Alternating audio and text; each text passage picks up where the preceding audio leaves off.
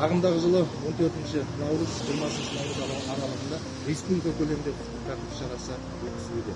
Құқықтық тәртіп шараның басты мақсаты қылмысты алдын алу, болдырмау, жол қауіпсіздік ережелерін сақтау, жол көлік оқиғаларының алдын алу болып табылады.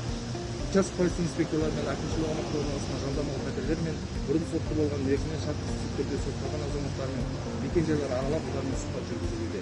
Сонымен қатар патрульдік полиция қызметкерлерінің бірлескен түрде әкімшілік аумақта жол қауіпсіздігін сақтау мақсатында келіс орын алған жерлердің бәрін реттеп іс-шаралар өткізілуде. Ювеналдық полиция инспекторларымен бірге оқушылардың қауіпсіздігін сақтау мақсатында жолаушылар жүргіншілер жолағында өту қағидалары мен ережелері түсіндіріліп, алдағы уақытта да құқықтық тәртіптің іс-шарасы бойынша күнделікті жұмыстар жалғасады.